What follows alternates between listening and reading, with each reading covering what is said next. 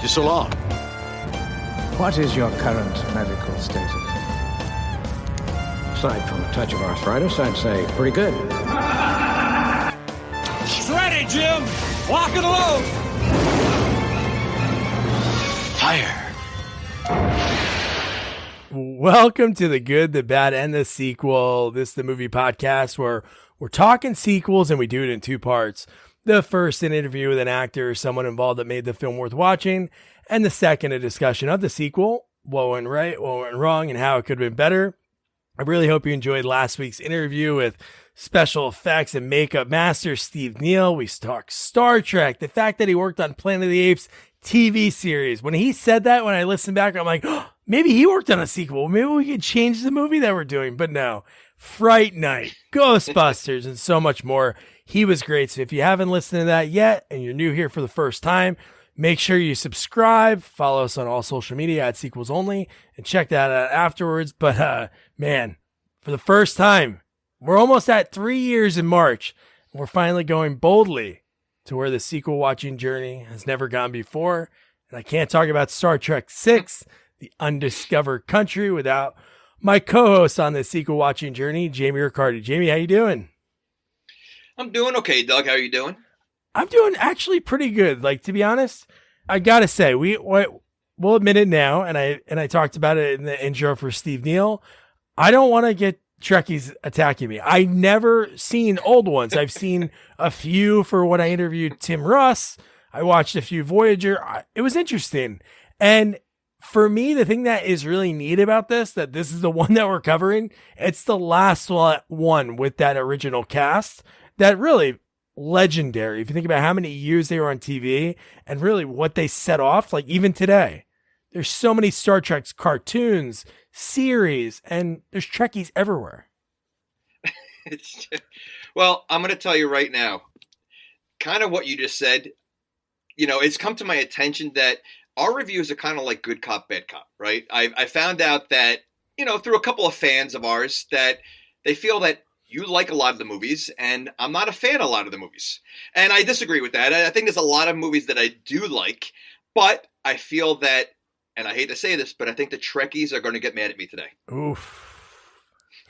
So, yeah, I mean, I got this. I've only seen the first two Star Treks, the original ones, a long time ago, and then I saw the two new ones. Outside of that, I've never seen an episode on TV. I've never seen any other movie, and I'm extremely disappointed after watching this. So we have a lot to talk. And I'll tell you right now, we've had a discussion about geeks and nerds, right? And we're trying to see which is higher on the rank and which is which.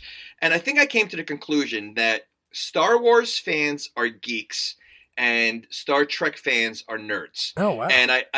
And I break it up like this. I would say Star Trek fans are nerds because they'll tell you the whole lineage of Spock and, different languages of every single species out there. And they know so much detail of every planet. And, they're it's like a science, where Star Wars, they just dress like the characters and they pretend they're, having sword fights and, lightsaber fights. And, I think that's where the geek and nerd come in. I don't know if you see it like that. No, I totally agree. And the one thing I do like about Star Trek, I think it's really cool when you look at not just this movie, the other movies. I'm sure there's big actors that maybe played like Klingons or I don't know any of the other species, so I'm not even going to pretend. But like Christopher Plummer, which we'll talk about a lot. But if you look at the series, you got my personal friend Larry Henkin. He's in it 2 times. You have so many actresses and actors that early in their career or after their career blossomed, they were on that. Lisa Wilcox, she had a role in that show. Christian Slater was in this movie. Oh, dude. I mean, okay, here's one of my biggest issues. So Star Trek is obviously huge. There's so many movies and TV shows and everything else. Why does the budget look like crap? Okay. The special effects. Okay, so the special effects look like crap. The movie looked like it was an episode of the TV show. from the 60s, or that's that's part of what I hated about it. Like, I'm thinking like, all right, this is big movie, it's Star Trek, I mean, coming from Star Wars fan base, from Star Wars to Empire Strikes Back, which was made years before this movie. Yeah, it blows it away special effects wise. I'm not even talking about movie itself. Like, this movie looks like Galaxy Quest. You know what? Honestly, I agree. And there's like this weird, I probably can't find the fact of it, but the thing that's crazy, I think the budget was $30 million. And just to go to your point, Return of the Jedi was what? 83 or 84, I think. Yep. So this is 8 years later. So almost 8 years later. Okay. Yeah. But if you think about it, here's what's crazy. So in order to like save money on the movie, they used a lot, like the ship that you saw. It was like things from the first movie, the second movie, the third movie, and they just like made it look better.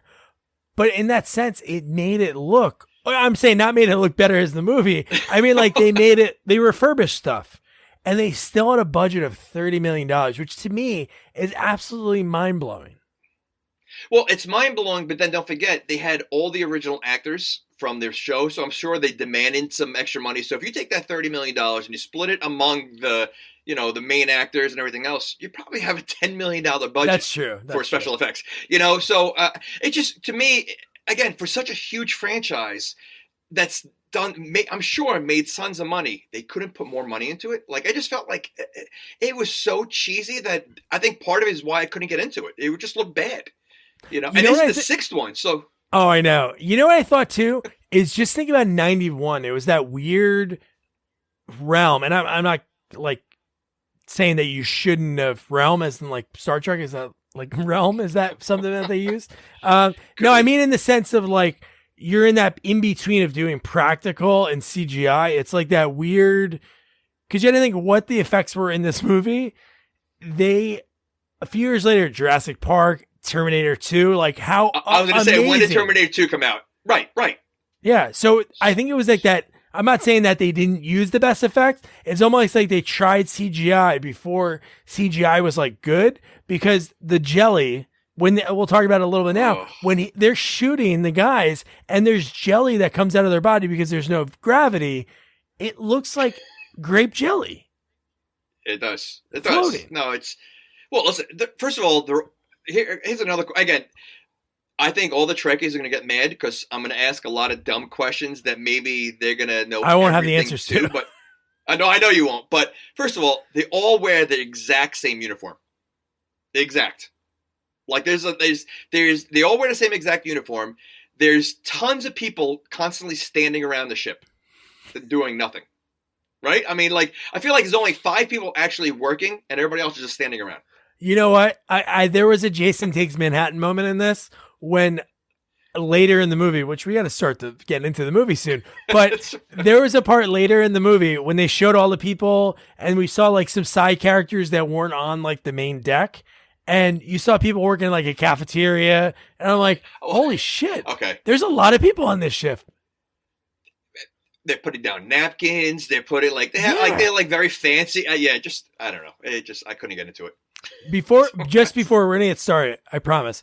One cool thing, you talked about the money. Leonard Nimoy, he had something to do with the writing of the movie, and he was a producer on it. So he wanted to help out DeForest Kelly, who plays Leonard McCoy, Bones, the doctor. He basically set this guy up for life. You had to think this is early 90s. He paid him $1 million for the role, to make sure that he was taken care of, because all these guys were retiring. And one thing was cool. Yeah. One of the actors, I don't have his name in front of me, but Walter Koenig, he had a cool script. His script was everyone dies except Kirk and Spock, but they didn't want to do that because they thought, you never know, there maybe could be another one. But see, again, that to me would have been made a better movie. To me, the movie was extremely soft. Again, not knowing anything about Star Trek, I'm thinking they're gonna have battles and everything else. There really wasn't much battles. It was a lot of talky, and it just, I don't know. It was very political, and it just seemed like, I don't know. And you know what the strange thing is? From what I've read, this is like one of the most popular Star Treks. It's funny. If you look at all their movies, they're all in the low 80s on Rotten Tomatoes. Like every single one. This one's 82%. And I like on that list. Like I know it's not definitive. Well, that's probably because I'm going to say probably some of the nerds cracked cracked in there and like adjusted the numbers. But you're right. The racial undertones in this movie, like Nichelle Nichols, who famous for that first mixed kiss on TV, right? Her and Shatner back in like the late 60s. Yep. She hated the line. If you remember the line that I'm sure we'll talk about a little bit, when they said, "Guess who's coming to dinner?" When they talked about the Klingons, almost like a racial joke. She was supposed to say that line. She said, "No way in hell I'm going to say that line." That's unbelievable. Well, crazy. I do feel like we have the United Nations on this ship, because they seem to have a nationality, like every nationality on there between. What is it? Zulu? What's his name? Sulu. George Katai. Sulu. Yeah. So you have Scotty, who's is he Scottish? I would hope so. It would be like really funny as a joke if they say, "Scotty, are you Scottish?" And he goes, "From Ireland." All right, so you have him. Then you have the doctor, who's another. I don't know. Is he Czech? I don't know what you Czech. They have a lot of like, so I don't know if it was purposely, Well, that's what they did in the 60s was really like, it could have been purposely, but that was like, that could have got you canceled. Like back in the 60s to have all of that on one, to be like, I don't want to see that, Yeah. So it is pretty wild that they got away with that then, so to speak.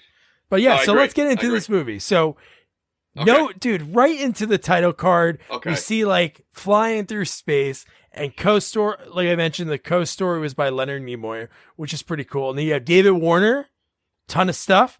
The original Freddy Krueger, but he had something with the makeup or a different role. Kim Cattrall, Kurtwood Smith. Oh my God. He looks like a Shih Tzu dog in this movie. He looks like a dog. I couldn't look at him. Yeah, no, it's, I know you're talking about the credits. Just as I was watching the credits, I started hating the movie, because the credits go on for a long time of just seeing stars, and then the credits roll by. Like there was nothing going on, no ship or anything. No, like it almost like it was like a cheesy knockoff of Star Wars. Like Star Wars starts off like that, but it has the right. Except here they're doing credits instead of the story, and I'm already like, all right, I'm already not digging this. Well, that's how our society has changed. Like even watching like cartoons with my daughter, the intro to the old cartoons are 3 minutes long with just music playing and names. And I'm like, get this started already. But no, I totally agree with what you mean. And then the first person that we see George Katai. He's Sulu. He's in charge of his own ship, which is, I don't know if that's because him and Shatner, I don't know what happened in the last movie, the one before, but him and Shatner had a feud. Like, I don't know if it was from the original show, but it's like still to this day. It's funny. And again, maybe it's something else that kind of ruined it, is I'm so used to like, hearing the mockery of Takai, oh my, all that, or hearing Shatner. And it's like, so when I hear them speak, I'm just thinking of all the people that just made fun of them. And so that was part of it. Like, cause they do have distinctive voices and, catchphrases and everything. And it was hard to separate that from the movie. And I think that was hard. Like hearing some of that, there were some parts that Shatner delivered that we'll get to different scenes. Well, I was like, man, dude, I know he did like this, TJ Hooker, like Boston Public, like he did a bunch of shows, but I'm like, this guy, if he didn't do like silly shit, he probably could have been in something really good. Like, not saying he could have won an Oscar or anything, but he has chops, because there's some parts in this movie I'm like, man, dude, him and Nimoy, like, I guess because working with each other for 25 years, some of their conversations seem like it's really just two people talking. Well, okay, so I never watched TJ Hooker. Does he actually talk the same way? With the pausing? No, I don't think he always talks like that now. So that's something he used for Captain Kirk? Yeah. Okay. Like very drawn out. Yeah. Very. I couldn't. Like, it's very, what it is? It's like very dramatic. Like every word is, yeah. And then I'm waiting for your impression. By the way, I'm waiting for your impression of Kirk. Yeah, it'll have to come. So, you can't tell me you're waiting for the impression, and then it can't come, No, I'm just saying, I'm expecting it.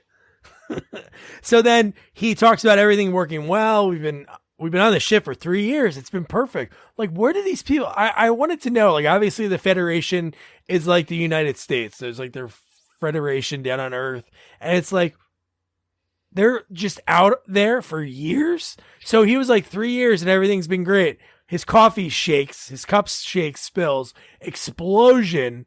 And then we find out some moon exploded. Yeah, it kind of gets right into it. That's not, but no, I wonder is this like, are these movies like a continuation of each other? Like how, like, say, Star Wars is, like if, like, does anything happen in here that's happening like number 5? Like, I don't know if it's like a continuation or is it new stories every time or. Yeah, I would say this one, it seems like it's more, the only thing that carries over is like Kirk's son, which I think you said you saw that one, right? The second one is his son really dies in that or no? I don't know. I saw it years ago. I don't remember a thing about it. I just remember Ricardo Montalban. But that was like the only callback that I've noticed in it. There's probably other lines they talked about like throughout, but that was like the only callback to a previous movie, like talking about his son, hope for peace with the Klingons, and then he got killed. So that's like the underlying theme of this whole movie. Like Kirk is sort of like, he even said it like he didn't like the racial undertones because he was basically racist in this movie against Klingons. Well, he keeps talking about their son, but what about his wife? Does he have a wife? I don't even know. Did he have a wife? I guess he must have, right? And like, he seems to like hook up a lot. I'm assuming he hooks up like in every movie. Like, so was the mother like an alien or like a human? Or maybe you just buy babies in like a tube or something. Actually, could be, because he does seem like he definitely is a ladies' man. Like he's like, I just feel like he has no qualms of like hooking up with any kind of species. I don't blame him. I wouldn't. You don't see that? No, I would totally. I would do the same thing. That goes back to the teen. Okay, so that goes back to the Teen Wolf thing. So you would a female wolf, you have no problem? I no problem. It's just I gotta be careful with the teeth. Gotta wear like caps on the teeth so it doesn't bite. No, but like no. We'll get into the girl that he kisses later in the movie, which that's things bonkers. That whole scene, and that is like a legendary scene that has been spoofed so many times. So we'll talk about that later. I don't want to like mention it because there's a lot to it. You know who that was though, right? You know who that was, right? David Bowie's ex, and she was also married to Spencer Haywood, basketball player. Yeah. Yep. So then we see like the Golden Gate Bridge in space, and I'm like, all right, this is Earth. Like, I never thought of that. Or they took it and brought it somewhere, and we get like all the Star Trek familiar faces, this big meeting. Then they talk about what's happening, the story of the movie. It's because that moon exploded. The Klingons only have like 50 years of life left. And now Spock is speaking on the subject, and he's putting the whole crew together to go out there to like find this peace because of the war. They can't afford to be in war. It's so crazy. Like you said, talk about political. Like this is just before like Kuwait, like 91. Russia. Well, I think it was also Russia. I think. Well, Cold War ended in 88. Yeah. So it's like that just before, but that's what they talked about. It was like the money that the Klingons can't afford to keep us out, so to speak, or like to match our military. Yep.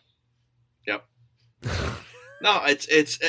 Well, let me ask you this: how far in the future is this movie take place? Well, you have any idea? So I feel like it's in like 2200, year 2200. The reason I know this because in a script that me and my buddy wrote, I chose this random town in Iowa. I don't know how I picked it. I just went in a map, zoomed in. I was like, I want to set this movie in Iowa, Riverside, Iowa. Boom. Randomly, it's the future birthplace of Captain James T. Kirk. They have signs everywhere. And so I think it's 2200 or something like that. So it's not that far in the future. And I guess that could happen, right?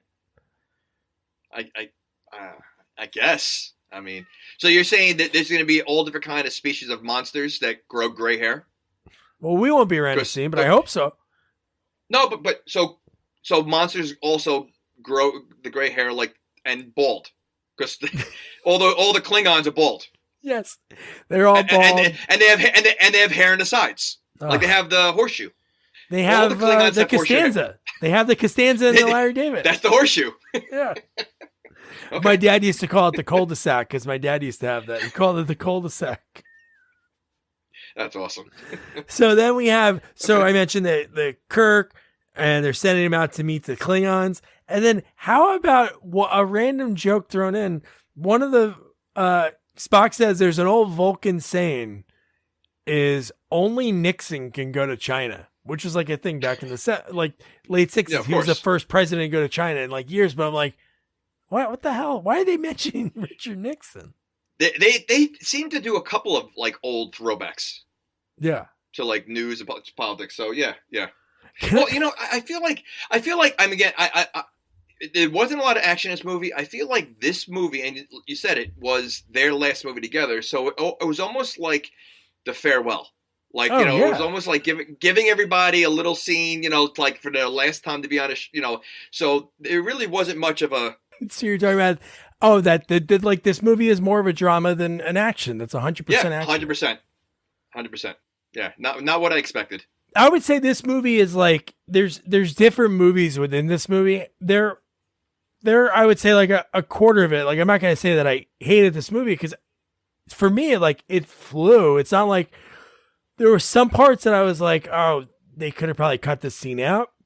But there were some parts that I actually did sort of enjoy because I did like maybe the special effects and like wasn't great, but some of the sets are pretty cool. And I mentioned, I love the people in the costumes because there was an actor that was one of the Klingons and he's been in a million things. I could see his face and I'm like, I know this guy and I would never know his name. But he almost looked like he was in Seinfeld or something.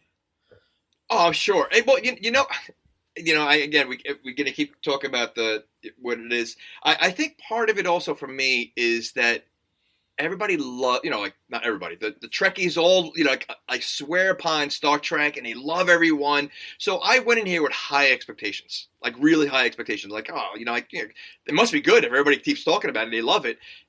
And, it was such a letdown. Like I will get there. All right, go ahead. Yeah. I just think it was more story. Like it was like, it's great that we're covering a Star Trek, but the fact that we're covering the last one, that always the last ones in anything, even in a trilogy, there is some action, but there is mostly it's like closing out a story. I know there's not a lot of action in this, but what action would there really be? Well, I don't know. Is Kirk like a warrior? Like, first of all, I can't see Shatner as being like an action star. So like that to me is also part of like, but I'm assuming in every movie he's got to fight some kind of bad guy, right? I'm sure he does, but it's got to be a lot of ships. In this movie. They're in a ship, and they have missiles and rockets. So I was thinking that was most of what they do. I don't know. So you think most of the Star Trek movies are the battle, like there's not too much hand-to-hand action, it's more shooting with the ship's action. Well, I'm so sure it's more Shatner... so it's more Top Gun. Yeah. That's... Shatner's getting hand-to-hand action from the aliens, probably. Okay. You think she was grossed out? First of all, he was pretty old. He looked old. Nimoy looked old. And she looked pretty good. So do you think she was grossed out and kissing? Oh, yeah. Probably. So you think she was like, or it was like, oh my God, I'm kissing William Shatner. I don't know. Dude, she's kissing David Bowie. You think Shatner's really that? Come on. So then now the first time we have Kim Cattrall, who is a Vulcan, just like Spock, and she has black hair. And then Spock introduced, like, she's going to be my protege. She's going to be able to take over, when I retire after this trip. And then when Spock's talking to himself about like helping out Klingons, how do I help out Klingons? Wait. You said Spock.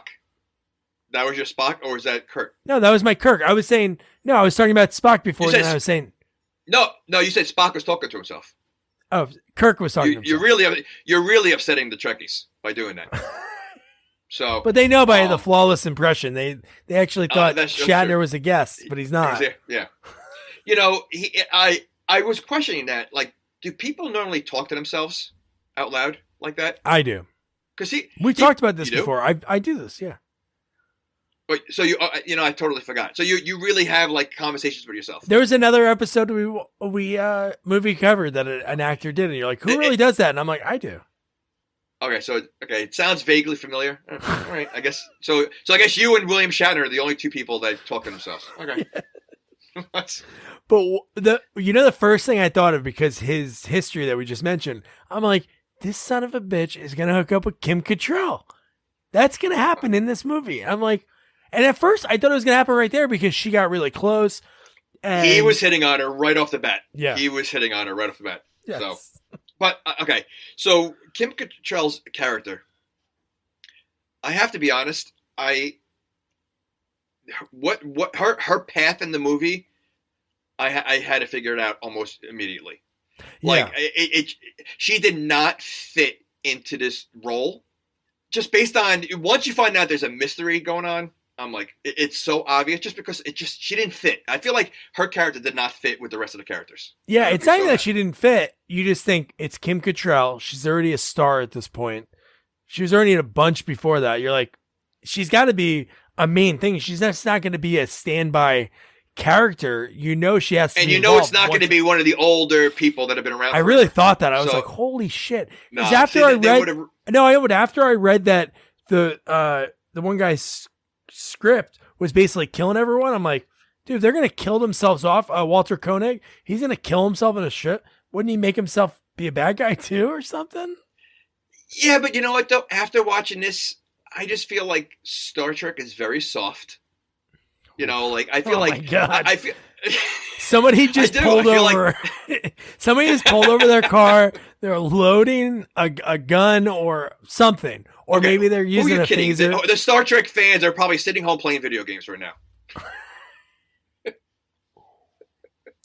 So we can say whatever we want right now because every Trekkie just turned us off.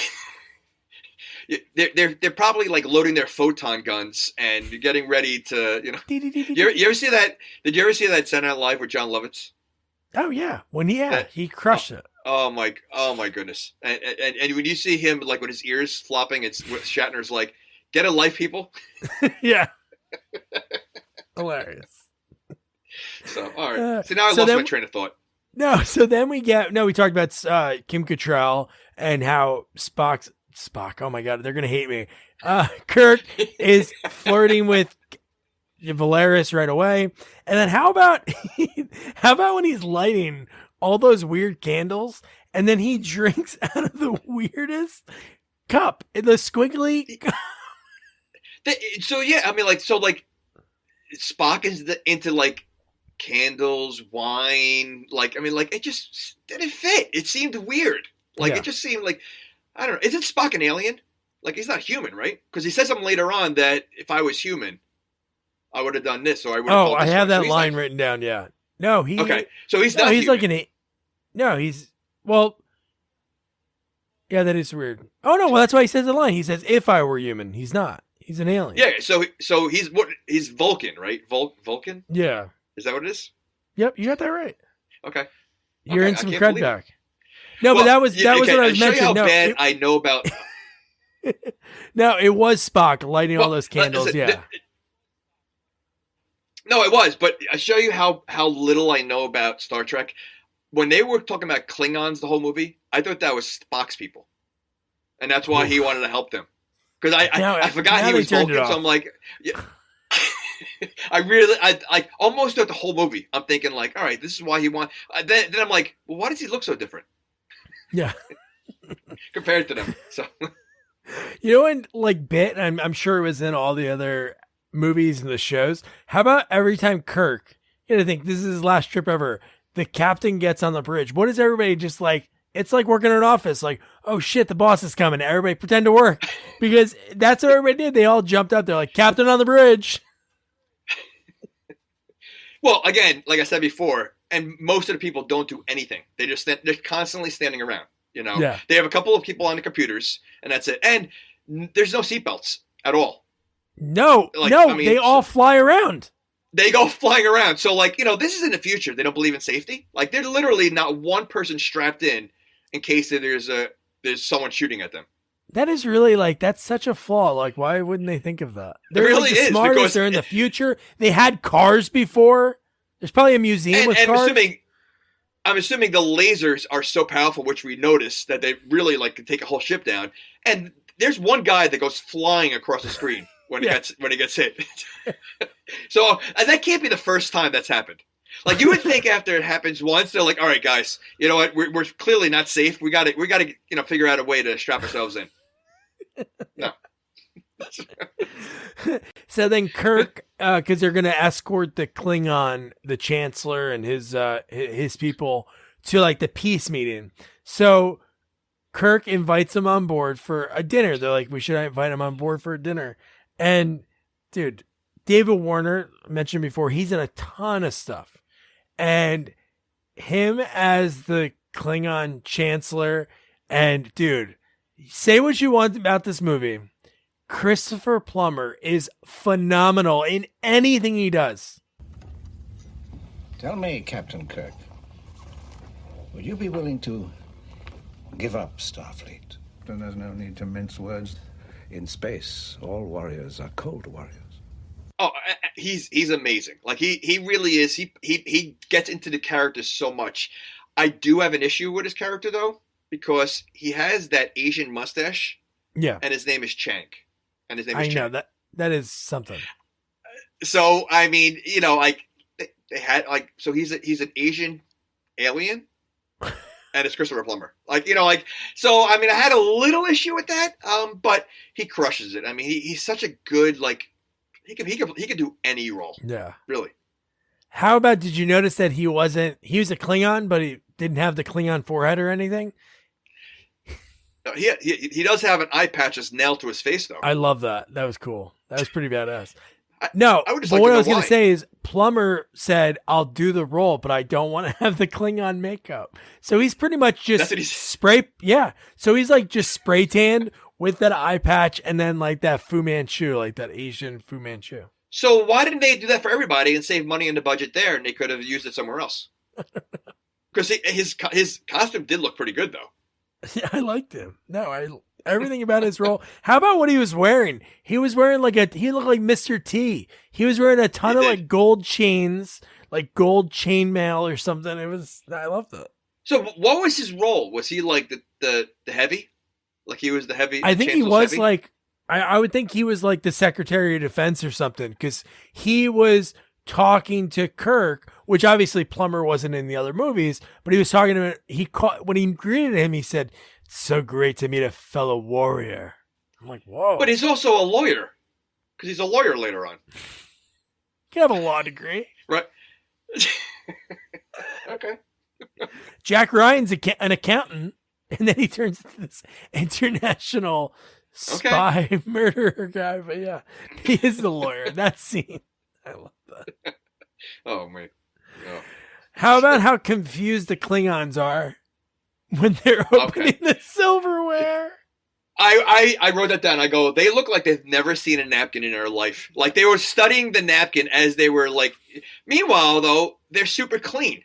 So what do they use? Like, you're going to tell me because if they've never seen a napkin before, what are they using? Because their faces are clean. I know.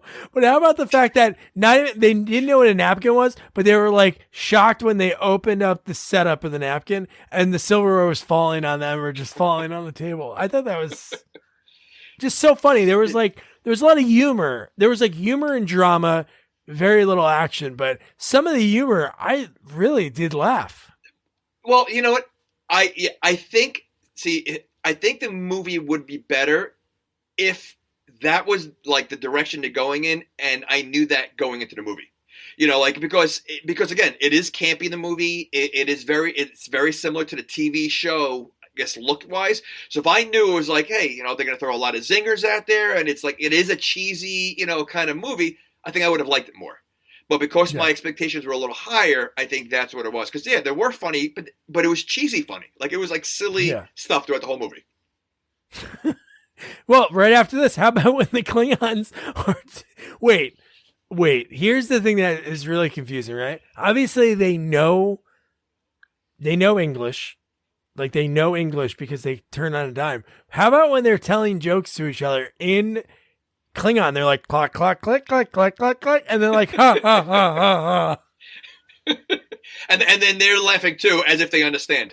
Yeah. And they're making faces and eye rolling, like all of them. Yuhara was doing it the worst. She was like, what are these guys? It was funny, like seeing that. They had no clue what was going on. No clue at all.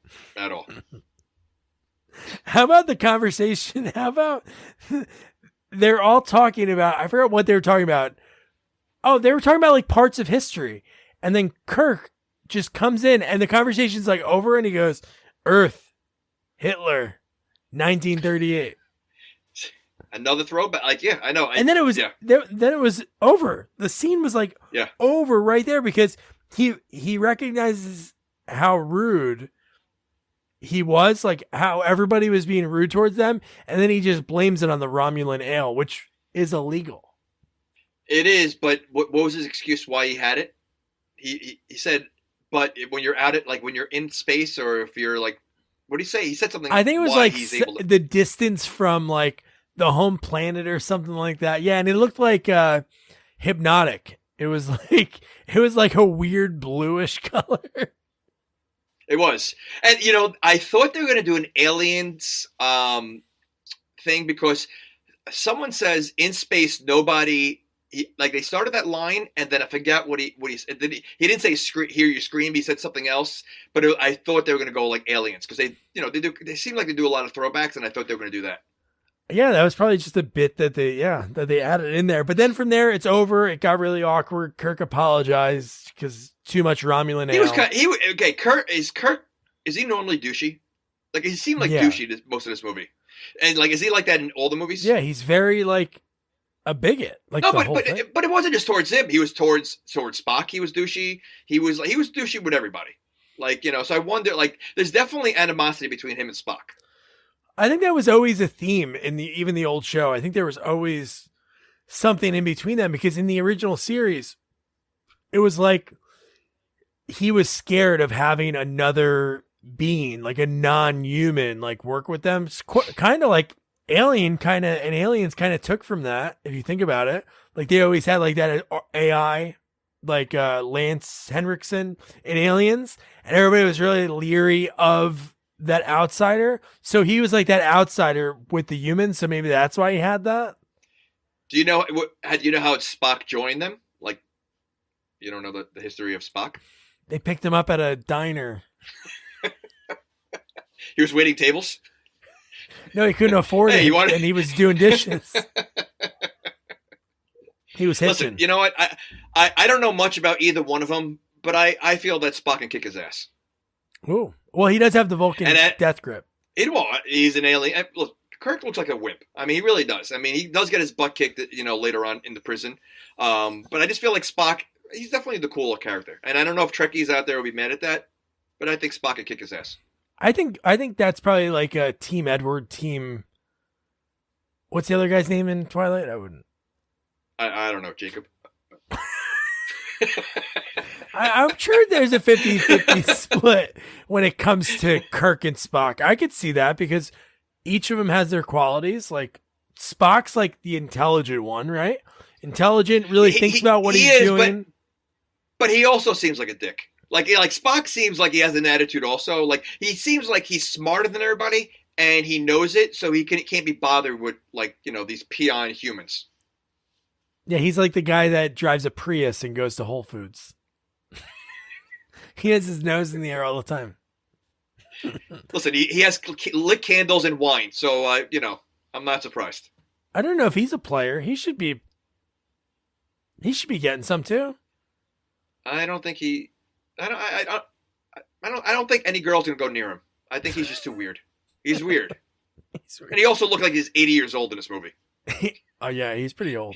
Yeah, he looked old in the movie. So then the next scene from there, Kirk is laying down in bed and Spock wants to talk to him. He like calls him, they're talking. And then at that very same time, there's like an explosion and torpedoes hit the Klingon ship. And then I don't know if it's right away. Do we see that? Yeah. And then we see the two astronauts in like astronaut suits Yeah. So I was wondering, is that normal? Like, should we have known that's from their ship? Like No, we shouldn't have known that. No. Okay, you sure? Because later on, there's a couple people wearing the astronaut suits on the ship. Really? I thought there was a scene later on. No, I don't think so, because when they find them, they're like hidden. They're like found them in like a crawl space. Because they're the ones that have the. Where are they going to get it from?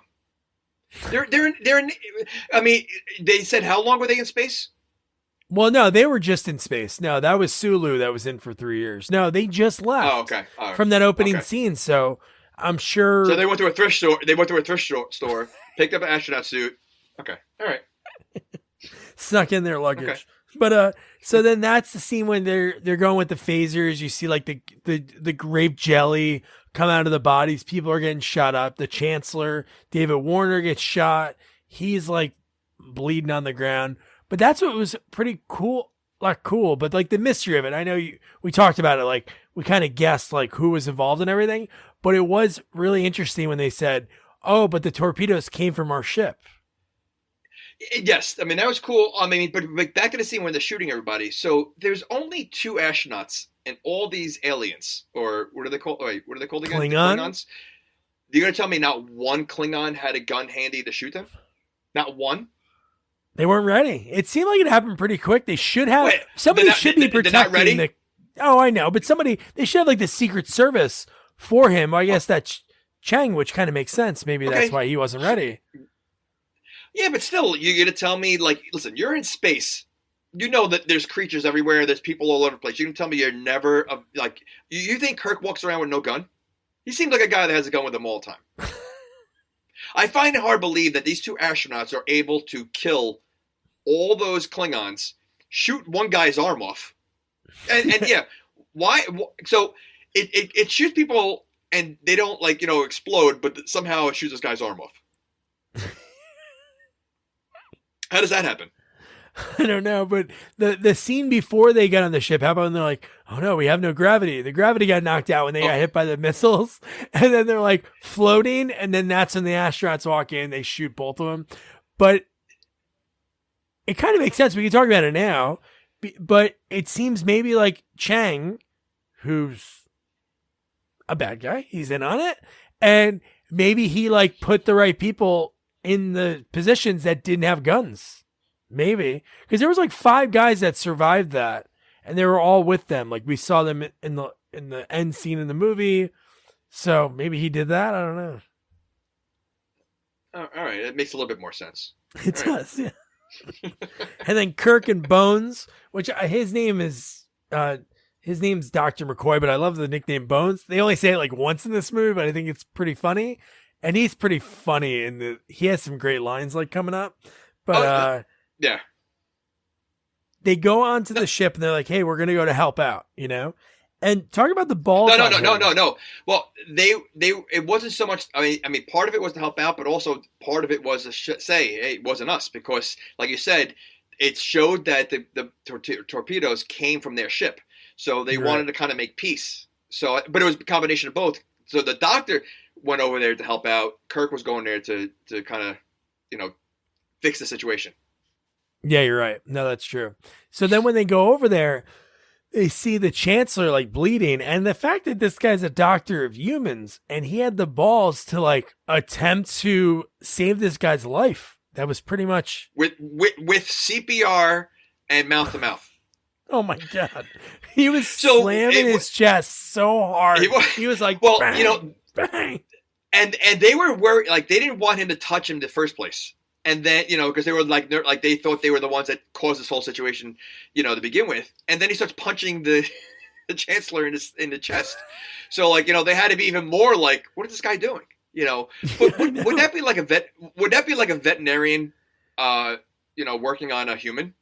Yeah, it would. Right? I mean, it's these aliens. Like, what does he know? Like about because obviously, I mean, you find out later on, their testicles are not in the same spot and everything else. Like, so, like, oh my God. so I mean, what makes him think that he can do this? I mean, like, Well, first of all, clearly he's not good at the job because he doesn't really do anything. He makes him alive for like 10 seconds. Yeah, well, long enough for him to say, "Don't let it end this way, Captain." That's like his last lines, and then he does. Okay, so everybody in the room heard that. So clearly, the Chancellor wasn't mad at them.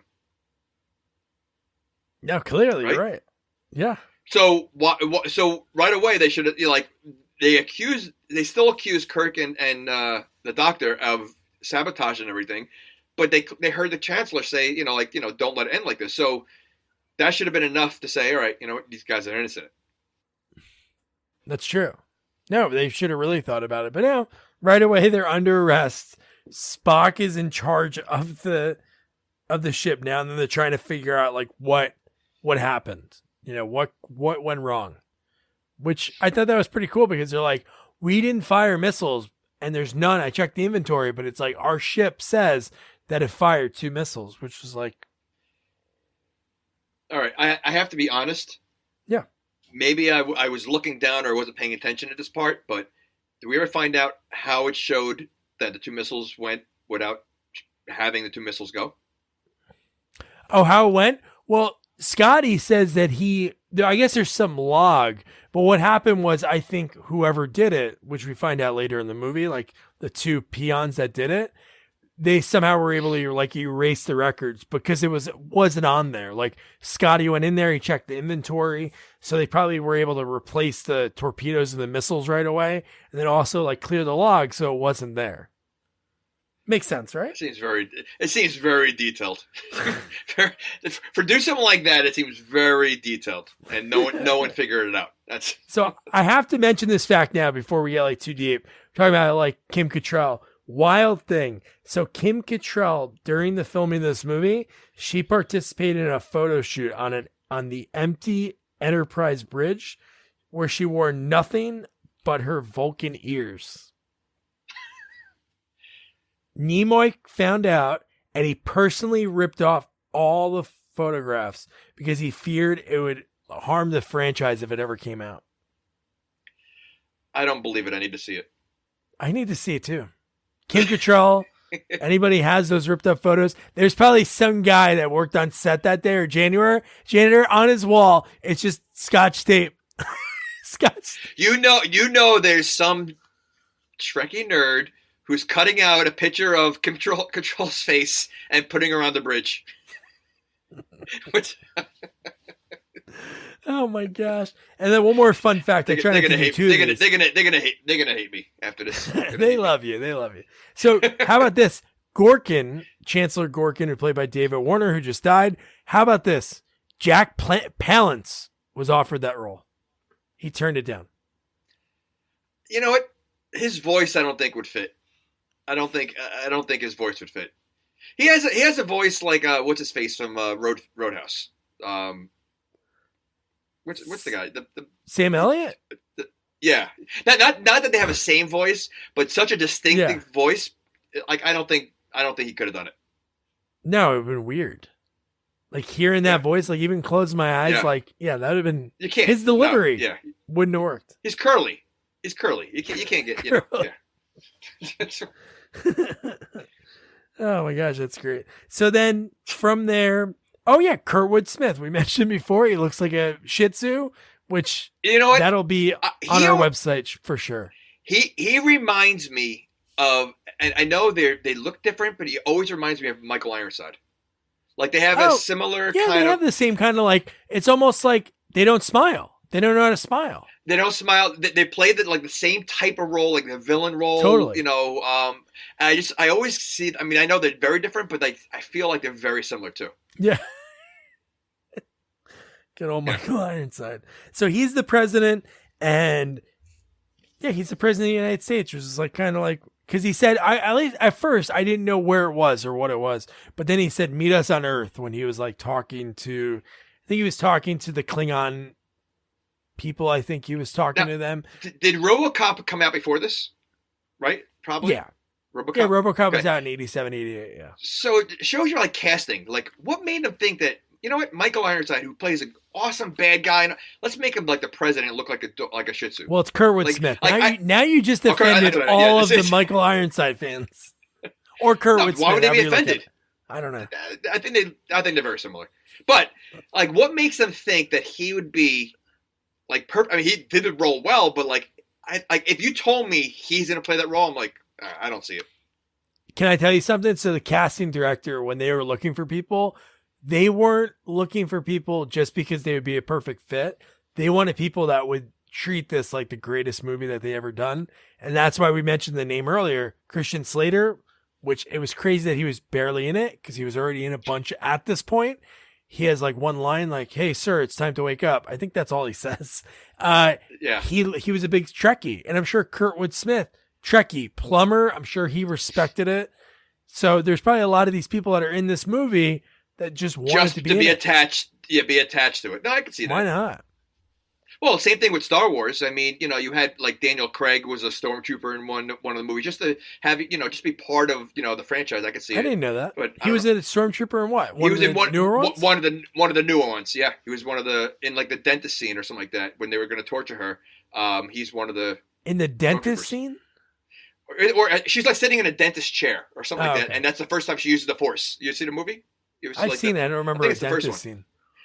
Well, I don't know if she was a dentist. She had some cavities and. Listen, you know what? To me, if you had to choose a franchise, why would Christian Slater pick this? Go to Star Wars. Wow. I'm sure he could have been in there. I think his career started going downhill after this. No.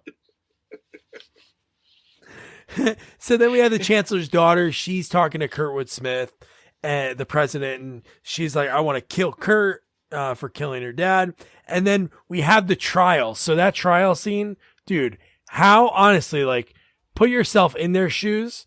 How frightening would that be? Just you're in this cylinder, like a silo, and you look up and you see all of the, like, really Kirk's fear. His son was murdered by a Klingon. And it's straight up these creatures all like, ah. Yeah, but okay, but they have a defensive attorney who's a Klingon. Like they're monsters. Like I don't think they really care about a fair court system. To have a defensive attorney who he actually was making valid points. I liked him, yeah. So like, and he was getting angry with the judge. No, he was. So like, but Again, you're talking about an alien race of monsters. I don't think they really care. That's the judge. That's what he looked like. He looked like an old wizard, like Merlin. He did. It looked like Harry Potter, But like I found that kind of like corny that they had the defensive attorney. Oh my. Yeah, well, it was corny, but I think it like made the scene how frustrated he was getting. So you made it think like, oh, they're gonna kill them. But I had to put in the courtroom. Wait! Scene. You really thought they were going to kill them? No, could you imagine? Minute 50, they murder Kirk and roll credits.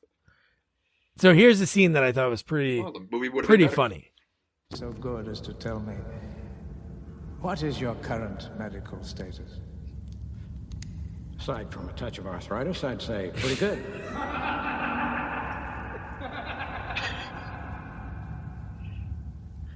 I love everything about just looking at him. He's so awesome. For 27 years, everything about this scene is just so funny to me. In 3 months, I stand out. The way he talks, he looks so evil. I believe that you consumed rather generous amount of Romulan ale in the officer's mess on the night in question. See, the Romulan ale. That's what it was all about. If you think back to it, so that was it. It was the setup. So that KB store walkie-talkie, that basically translates, even by holding it to your ear, it translates everything, but also translates your voice into their language. Yes. Right? So it translates their language and your voice all at the same time. Yes. I just saw a Google commercial for something like that. like a Google app that does that in real time. So one thing that when I was talking to Steve, because in order to come up with inventions and ideas, like somebody has to like put that out into the universe. So like just think that's 30 years ago almost to, I think this movie came out December 5th, 91. So 30 years ago, this movie came out, and like 30 years later, we have that technology. But no, it looks so silly just seeing like that KB toy walkie-talkie on his ear. Yeah, they could. I think they could. Again, the budget was so small. What options did they have? Like, listen, they were probably so low on the budget. They're like, let's just go to KB and whatever we could find, we're going to use. And they used it. Yeah. And then Christopher Plummer, whatever he does, is a good lawyer, but he didn't get what he wanted. Because obviously whoever's in on this isn't the wizard judge, like the Harry Potter Dumbledore judge, because they give him no death penalty, life in prison on an asteroid. And when they said the asteroid name, the fact that they aired that on TV, because the people on the Enterprise were watching it live, like it was court TV, and they're like, oh no, not that asteroid. Well, I was wondering that. So how are they watching it live? Like they have like a station, like a TV station they're able to click in and watch? Because, I mean, I didn't see any cameras there at all. I didn't either. So how, so does that mean they can watch any room, anywhere, anytime? Wow. So if they want, no. What are you, Jack Burns? Come on. I don't know. I was a little strange how they were standing around the TV like watching it like it's real, like like a real, like they're just so stupid. So stupid. Klingon news. Klingons 24/7. See, that would have been funny if they had like a newscaster, like a Klingon behind a desk. Oh, that would have been breaking hilarious. News. That would I honestly would have loved that. That would have been so funny. So then Spock and the crew are trying to figure out what happened because they want to be able to get Kirk and everybody out of there. And they're trying to figure out who's working with the villains. And they're like, all right, it has to be two of them because of the people with the gravity boots. So that's like movie A, like we talked about earlier. There's like officially like two movies going on. Right. Well, really three. There's the meeting on Earth. You have, four. Sulu. Like there's all these different things happening at once. There's way too many movies because they all suck. So say this part now they're on the trail and now it's a whole. I did again. It was cool how they're trying to figure out which one of them was the guilty one. Yeah. Even though they were pretty bad at doing it because they were wrong a few times. Yeah. But my question: does Spock ever smile at all? Like he has such a deadpan, straight face the entire movie. Well, they have no emotion. I think that's what it is with the Vulcan people. They don't show emotion at all. How do you know that? Oh. I mean, that's something guessing. that's. I feel like I feel. Are you really a Trekkie? And you don't want to admit it, because that's pretty deep. If you know that. No, it just seems that way because that's why Kirk doesn't like him because he's so different. So just think with the opposites. Kirk, every expression. He does every expression within a minute. He does every like anger, fear, happy, sad, all within a minute. Spock, boom, just like one note. So he'd probably be really good at poker. He probably great at poker. He should do stand-up comedy. He could be like the Stephen Wright of the Vulcans. Can you imagine that? That'd be awesome. I spilled spot remover on my dog, and now he's gone. Classic. So then when they're on that snowy asteroid, which is crazy, I think they filmed that actually in like Iceland.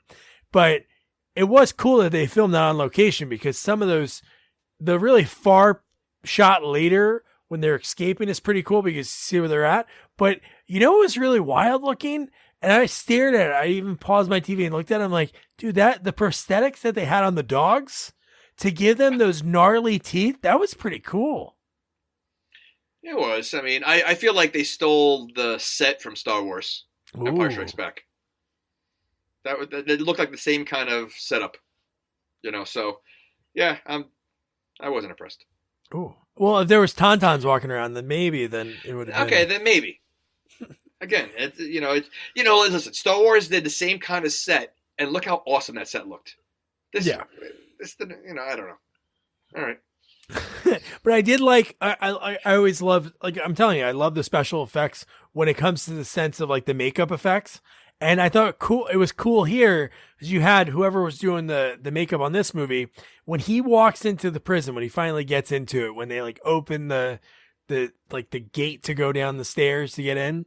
And dude, you see like a green creature, you see like this blue one, and then you see that really tall monster one that's the one that Kirk starts fighting, right? That really tall guy. And you see all these different options. You know who that guy was?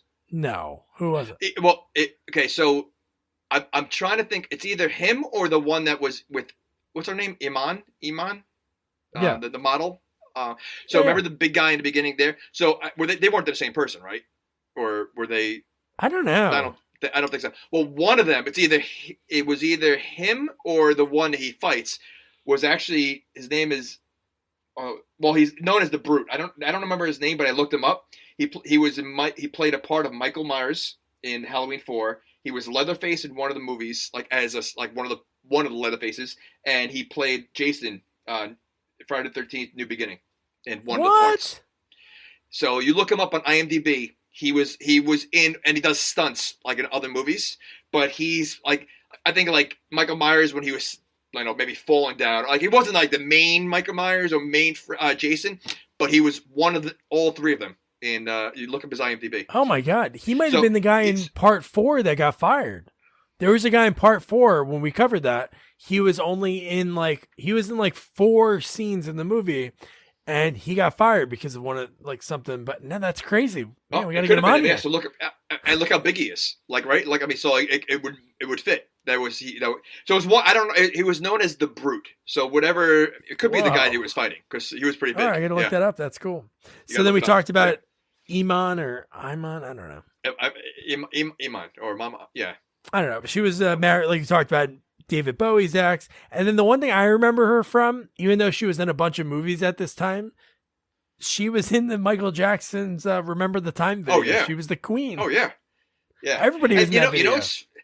Everybody. Eddie Murphy. I mean, yeah. I mean, it's funny, though. Like, she's not an actress, yet she had a bigger part than Christian Slater. Yeah. Like, right? I mean, like, Christian Slater literally, like you said, had like 2 lines. Here, she was in like a good half of the movie. Yeah, no, she really. Well, I don't know about a half. She was in this scene. She was in this set, and she was in a scene later on. What are you talking about? No, I know, but it wasn't like a lot of the movie. It was definitely a lot more than Christian Slater, but yeah, whatever. It was enough. But was it really? Hey, listen, you know what? That is true. We got to talk about. You know what? It was a little weird. I mean, I'll be honest. Like, I was not expecting that. It was a little weird. The one was really weird. Oh. No, well, I didn't say I liked it. I just said it was a little weird. What? So when I'm saying it's weird, it means I like it? Yeah, I don't know. I like weird smirk. things. A little smirk there. One of them was very weird. Oh, dude, I got that clip, so don't worry about that. So All right. Then we have like the prison fight club. It's Kirk versus like this. It was a different monster, the one that he fights, because it had like horns. Right. And then he's kicking the crap out of him. And I love that Bones is like, oh, looks like you're making friends. Like he's like watching his buddy almost pretty good. They're in like the worst prison in the world. It's like Guantanamo Bay, but for like in space. And he's just like kind of like laughing. And then Kirk, like you said, he kicks him in the knees. And that just happens to be where his testicles are. These two are like a buddy cop movie. Like their scenes, like it was like, they were kind of ripping on each other. And like, I just feel like, I mean, that was funny that he did kick him in the knees. And what she says, like, not everybody has their testicles in the same spot or something. I thought that was so funny. The way she said it too. Not all people are like humans. Not all creatures like humans. Yeah. That was funny. But again, this is Captain Kirk. Like Kirk, he's known throughout the, the galaxy or whatever, the universe. And he got his ass kicked. Like, no. Does he fight? Like, is he like known to be a fighter, or like? I mean, I've seen clips of old Star Trek, and I know he's he's fought other aliens, but he's kind of lame. No, I know. It was almost like remind me of like not comparing the movies, but like Jack Burton, how he always gets his ass kicked in Big Trouble in Little China. Yeah, that is true. So, because in this, like he had no shot. Luckily, the creature's balls were in his knees, so he was okay. So why was his pants ripped open where his balls were? Because you saw like, and first of all, they didn't look like balls. So, that was gross. So why was he fighting like that? I mean, if he knew he was going to get in a fight, wouldn't you cover that up? I would think he would wear knee pads. Could you imagine how many times like a day I bump my knee? Of course. Getting up, coffee table. Dude, if my nuts were there, I couldn't procreate. So a knee pad would be like a jockstrap for him. Yeah. He puts underwear. Where's his ass? Is his ass on the other side of the kneecap? That'd be weird.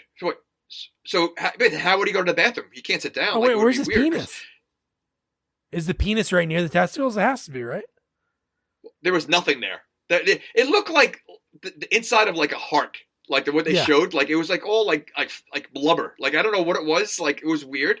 Again, I don't know why they were showing it. Like why did he not have it covered? That looked weird.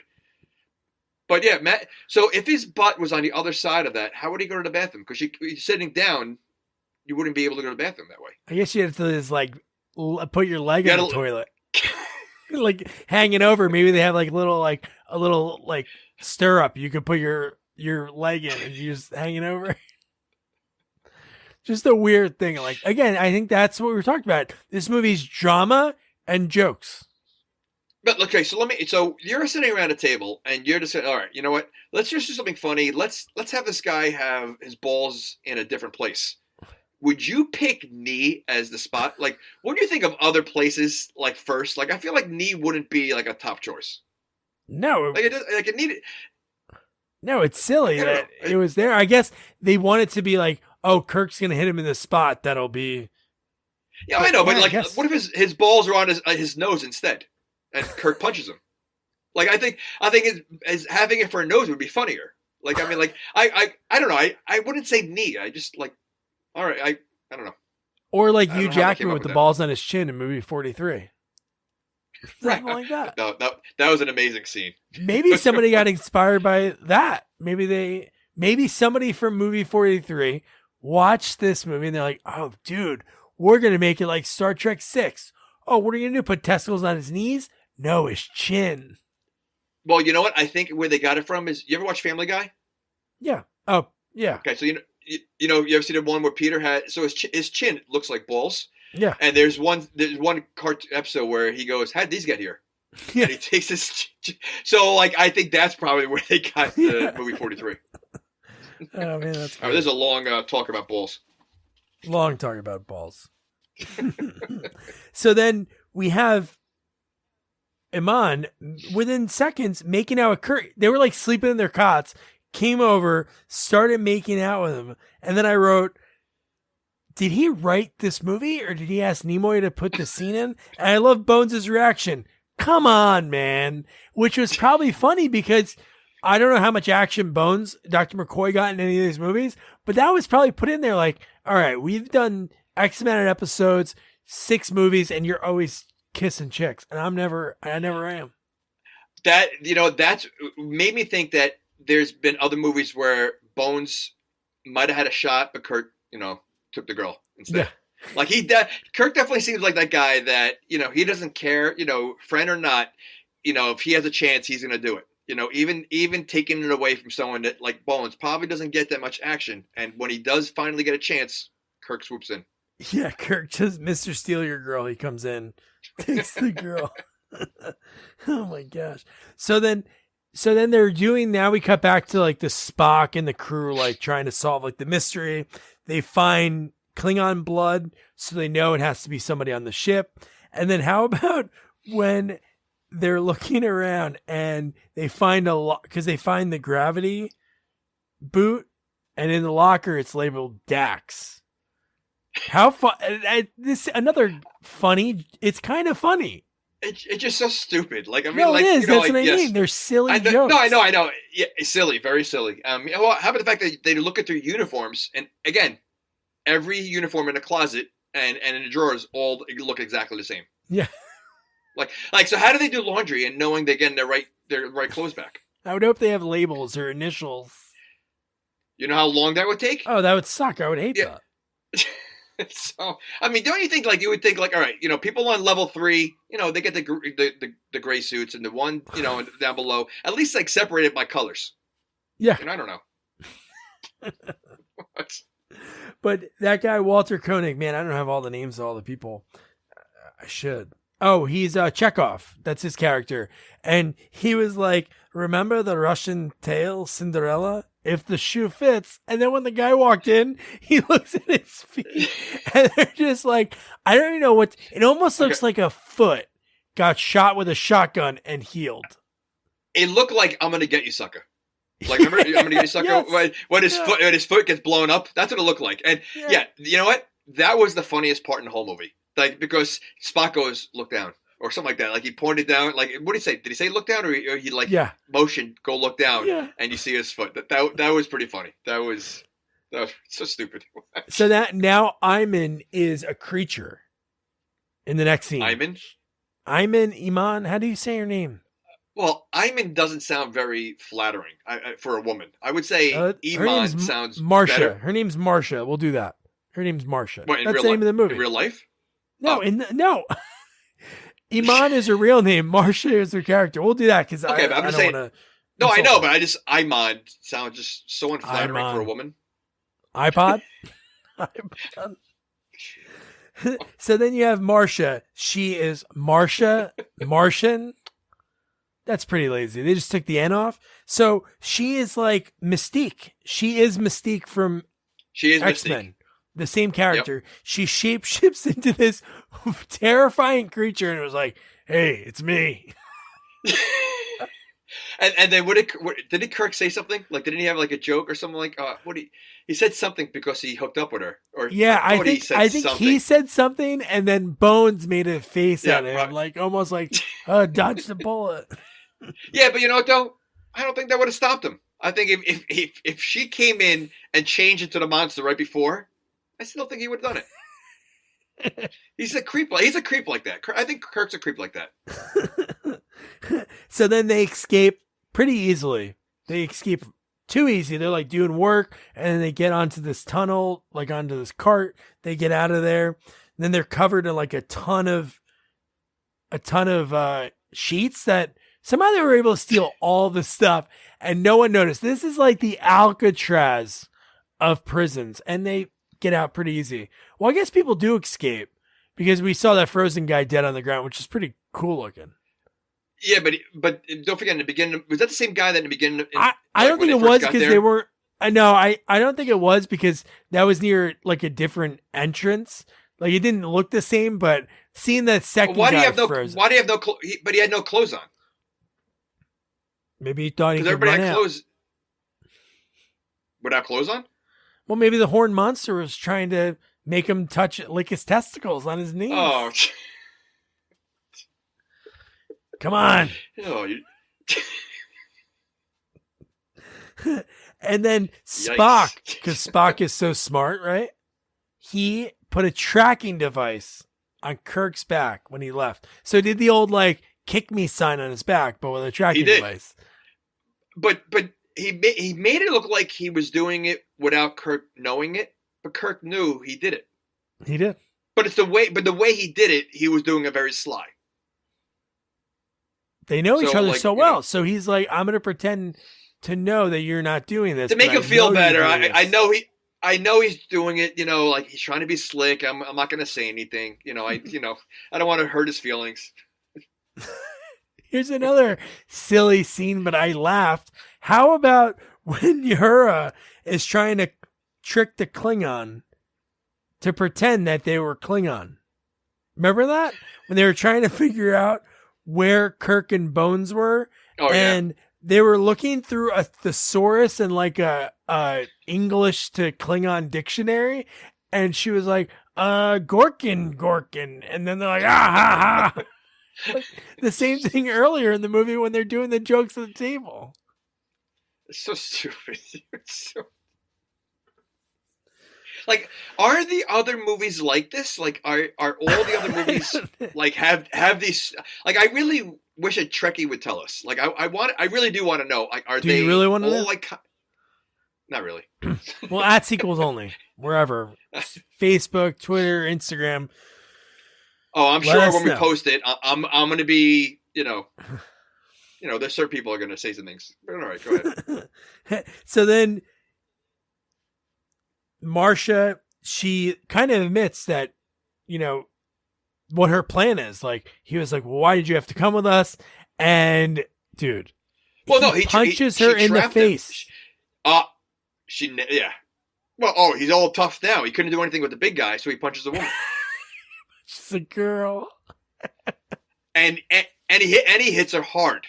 Like, it was a hard punch. She bleeds, right? I think she wipes her face, and then that's where she goes flying. Oh, that's when things get real weird. Oh, dude, this scene is such a famous scene when you really think about it. Like, it's been used and spoofed in so much over the years. So many. Good enough for one. So many. Oh. Two would have looked suspicious. Look what she looks like. Oh, green blood. Killed one. Beautiful. Ah! Now that's convincing for both. Oh my god, the fact that she...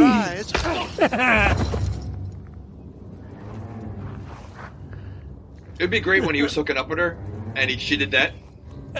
So he's hooking up with himself. Really Friends are late. They'll be along. I love this. I had to cut it because it was so long, the whole part. But what took you so long? Kill him. He's the one. Not me, you idiot. Him. So, how did he know who was who? Exactly. How? Because they don't. Yeah, I don't like. They don't like. I in every situation when this happens in every movie. Yeah. Kirk should have said, "How'd you know it wasn't me?" Whatever. And then the guy would explain how he knew. Here, there's no explanation. He just shoots. Yeah, there wasn't that explanation we were going to get from those creatures, but there was going to be something about who was behind all of it. The guy was about to reveal it. It was like the guy was going to reveal it and then kill them. So what would that really have done? Because Spock... Well, we've discussed this in every movie. The bad guy always explains the plan before, before they're going to kill them. And we said if they stopped doing that, they'd be way more successful. Yeah. Good. Because every movie, the villain explains the plan right before they think they're going to die. And then they walk away, leave the henchmen to kill them, and they always botch it. No, I know. But it was funny because they're about to tell him and they beam him up. Spock, how could you? They were gonna tell us. You couldn't wait. You couldn't wait 2 more minutes. Yeah, and then Chekhov's like, "Do you want to go back?" He goes, "No." No. The doctor says, "Hell no," or something like that. Like he says, "Hell no," and then yes. Spock, and then that's when Kirk is like, "Oh, it was cold as hell." And then now they found. So this is where I guess we figure out, because we've seen the ship. We know how big the ship is. But this is where we notice that they're like, when you really think about it, because now they find the 2 guys dead. The 2 people that they know, it's them. They find them dead as soon as we open the door. No. Yeah, this is where, yeah. But before you get any detail, I forgot. I wrote down this line. So I thought it was pretty funny. When she turns into Kirk, and they're facing each other, he said, "I can't believe I kissed you." She says, "It must have been a lifelong ambition." See, that's like kind of making fun of him. So that's like... Oh, 100%. That was a funny line. That's why I wrote it down. So yeah. Because he was in love with himself. Funny. Just think about when he was Correct. Singing Rocket Man. And he did like that really silly album and everything. So absolutely. Well, but even, I mean, Shatner was in love with himself, but so was, Captain Kirk was in love with himself. So I thought that was very funny. So I thought that was a good scene. That's awesome. So, and then this is what we're talking about, like that Jason Takes Manhattan-esque, like finding out that there's 1 million people on this ship. When they're talking over like the loudspeaker, I think it's Uhura, and you see all of these people. You see like a ton of people that are on the ship, and you're like, dude, what's happening? And I love that they reveal the plan. In order to catch, they go, we found the assassins. they're in the infirmary. They're still alive. And who walks in? Kim Cattrall. And she's bad, and she's ready to finish the job. And boom, it was Spock pretending to be one of the assassins. Love that. And Kirk was in the other bed. And he pops out at the end. Yeah. Like, he couldn't give Spock the glory. He had to do it also. But it was crazy because she, I think, again, I don't know if it's true, the emotionless and trying to do right, I guess that's what their people try to do. She took what Kirk, which later in the, earlier in the courtroom scene, they played like a recording, and it was Kirk when she was spying on him outside of his room, and he was talking about Klingons. Why should we help out our enemy? Why would we do that? So she took that I'm sure she had motive before that to do this, but she took it as like factual. No, well, you know what? This is what right away you knew that she was involved somehow, because she's not a character in the other movies. I think she's newly introduced in this movie. Oh yeah. As Spock's replacement. Yeah. That was so dumb. I would assume that if he's going to be replaced by someone, it'd be someone that's, a character that's been around, So right off the bat, you knew something was funky with that, You always think that whenever there's franchises and sequels, and that's our wheelhouse. Specialty. That's our specialty. Yes. So no, it's always like that when they're like, oh, the new person, that's going to be the person. Like in Harry Potter, every Harry Potter movie, like the first 4, whoever the teacher of the dark arts is, they're evil. Like after the second time, I can't believe they did 3 movies in a row. 3 movies in a row. Yep. Insane. But they did twist. They do find that twist with Snape when they go back and figure out what Snape's been up to the whole time. That was pretty cool. Yeah. So then Spock, we talked about, we got to do a Harry Potter. So then she also reveals that she's working with the Klingons because Spock does this like trick because she won't speak. He like puts his hand on her head and is pulling all this information out of her. And then truly she doesn't know where like this hidden conference is. So that's what they have to be able to find out. So he's pulling the information out as like a ventriloquist because he's like, his mouth is moving the same as her mouth. Yeah. Right, I was like weird. Like it was pretty cool, but like it was just so. Like, does he have any other special powers? Well, he has the Vulcan death grip that he can just go like this, and people. I was hoping to see that. Yeah, they didn't show that. I was surprised for the last movie that he wouldn't have used that on somewhere, especially in that final scene when there's like all that chaos happening. Yeah. I really thought that was going to happen. Or like, doesn't he do the hand thing with the? He didn't do that either. You can do that? It's like very rare that people can do that. It's like a special. I think everybody can do it. I don't know. I've never seen anyone that can't do it. All right. Well, I guess if you're a Trekkie, you have to be able to do it, right? I think I'm not a Trekkie. I think it. No, I know you're not a Trekkie, but I bet you if you're like, I love Star Trek, and they're like, do it, and they're like, you're out. Oh, you're out. Hand in your go to the Star Wars team. We don't want you. Out of here. Yeah, go to Star Wars. Yeah. So then we find out Admiral Cartwright, who I think was in a bunch of the movies in the show, and Chang is involved. I knew Chang was bad just by the nailed in eye patch to his face. Oh, just the way he was like when he first meets Kirk, and just the way he looks. Of course, you knew he was bad. Like, yeah. I'd be disappointed if he wasn't bad. Yeah. Or that would have been a good twist if he was somehow good, but no. Not at all. So then we get Sulu calls to help out the gang. So I got to tell you the story really quick. So I always look for clips for us to use. And so there's a clip of this scene. It's only 1:15 on YouTube, and it's Kirk talking to Sulu, and Sulu's calling him, say, we want to offer your help. We're very far away. We don't know if we're going to get there in time. The comment section on YouTube has really funny things.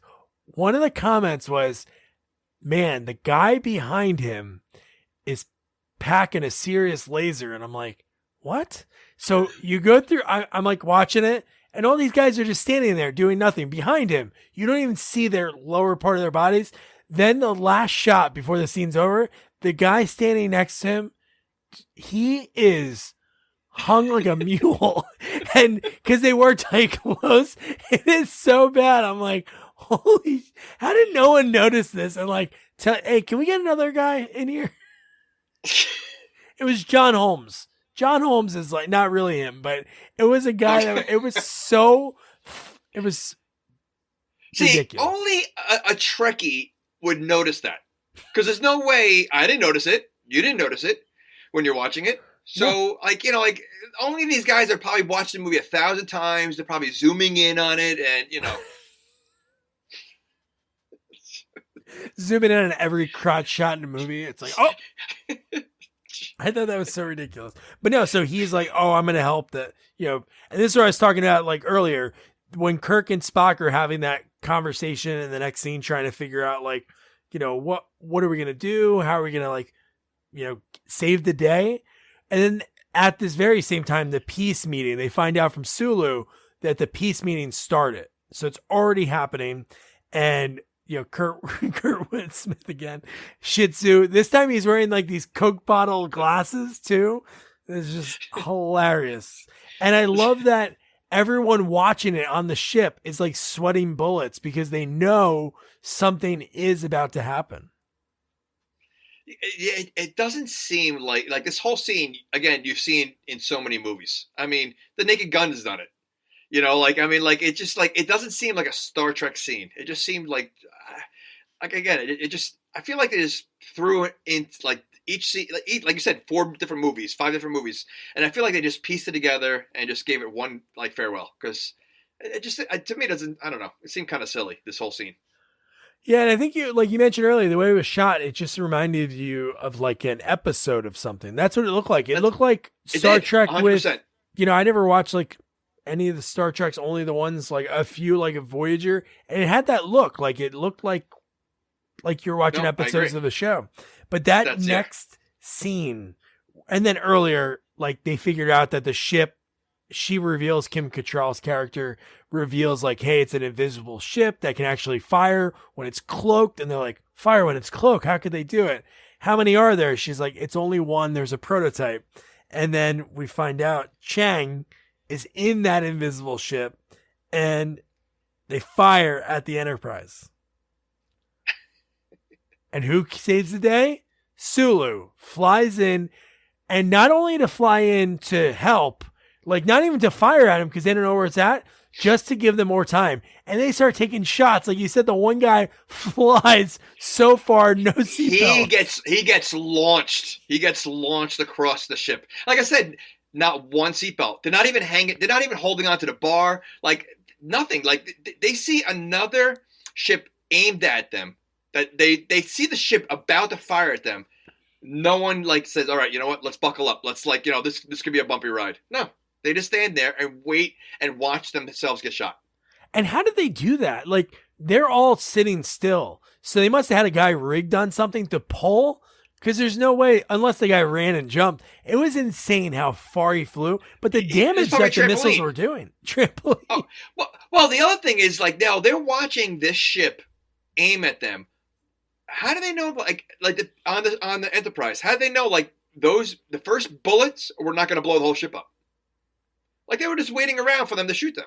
Like, how do they know how much damage was going to happen? Like, they took a huge gamble. They totally did. Like, somebody had to die. There was a hole that went through the ship. Like on both ships, holes went through it. But don't these ships have shields or anything? They have shields, but I guess maybe this special missiles from this cloaking ship. I don't know. so dumb. So then, so I do love that in order to, which they didn't really talk about this at all, but in order for the missile to actually hit the cloaked ship, Spock and the doc, I love when Spock's like, are you ready to perform some surgery, doctor? And he goes, yes. Goodness. So they somehow go and just move around wires on this missile in order to get it to find. He says, you ready to perform surgery? Yeah. Yeah. Is what he said. So what?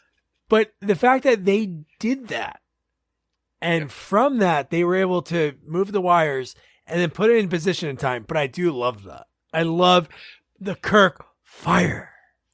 But okay, well, but okay, so they knew this was going to happen in the first. Like they knew this was going to eventually going to happen. Why were they not prepared? Like, don't you think they said, all right, you know what? Now that we figured everything out, we know what's going on. We got the invisible ship thing. Why don't we go down there and do it before anything happens? So it's all set. Well, I guess like, they probably didn't expect that ship to come back because what they wanted to do is just at the conference, that's where everything was at. So maybe they didn't expect somebody to be trying to get them before they got to the conference. I don't know. It seems like the bad guys are always one step ahead of them. Oh, that is true.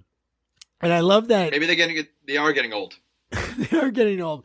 Chang and is like kind of like shit talking before that. And then it all changes when you see that red dot go through the sky and he goes, to be or not to be. And the ship just, dude, it blows. And like that whole room explodes. And it's like fire, fire, all torpedoes. And then, dude, they just incinerate the thing.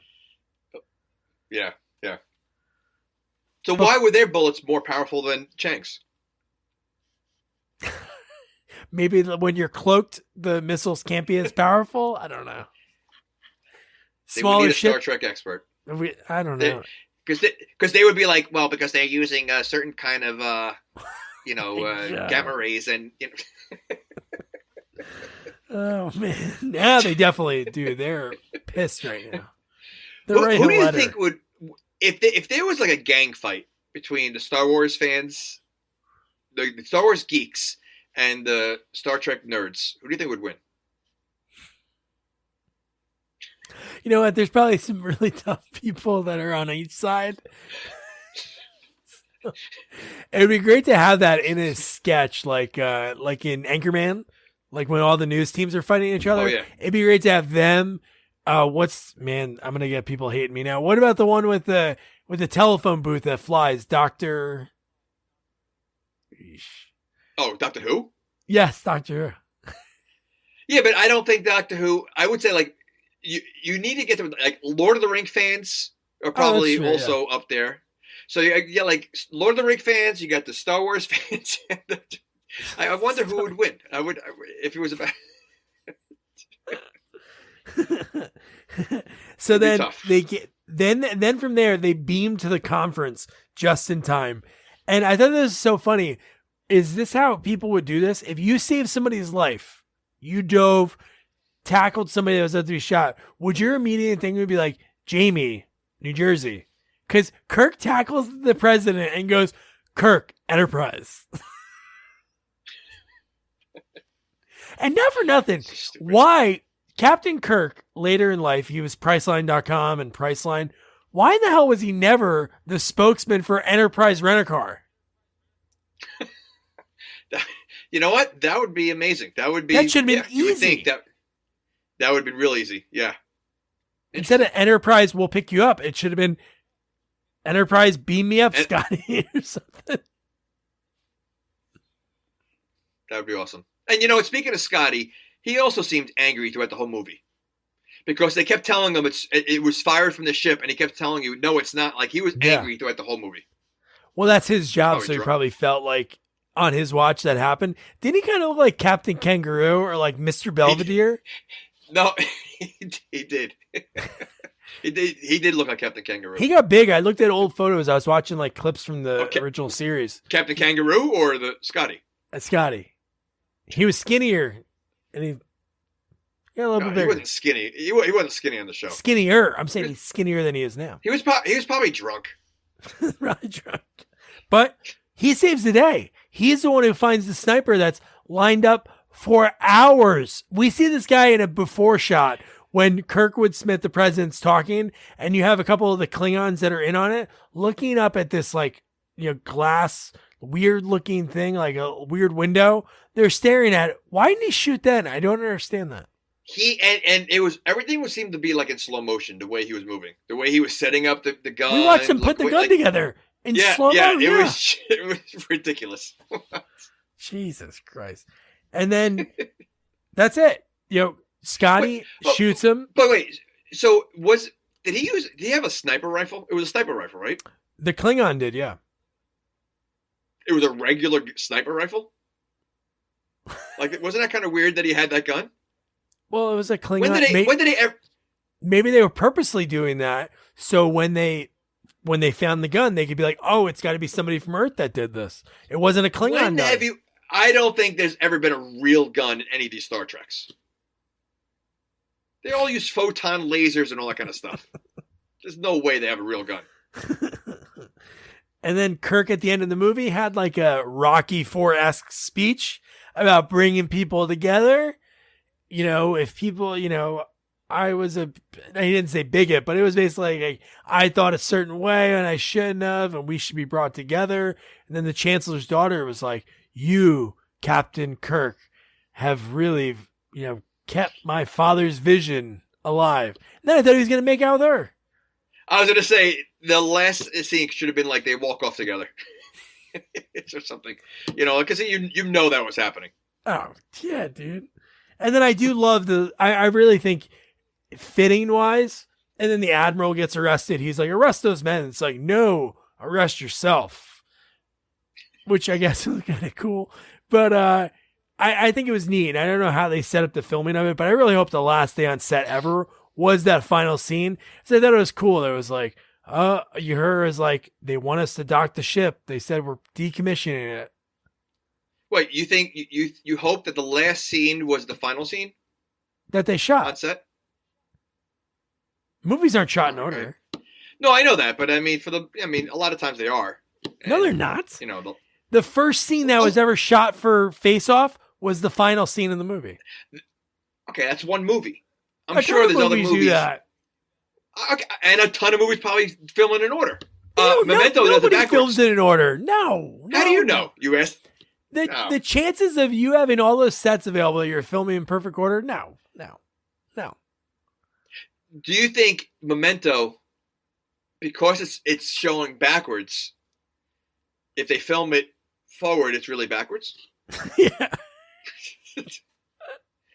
No, but I just hope they did take the time to set it up so that was the final one. So that scene was cool. She was like, oh, we have to go in. And they're like, oh, so this is the last time. I think that was my Scotty. And then I was going to try Russian. Don't know that too well. But then Spock. They sound exactly the same. Oh, now we lost all of our Russian listeners. So this is not the final mission, though. They had, there's more after this, right? How many Star Trek movies? Well, not with them. It's over with them. No, Kirk's in another one. No, he's not. Yes, he is. Which one? He's in the next one. The next one. No, the next one's Patrick Stewart takes over. And Kirk's in it. Really? As a cameo, right?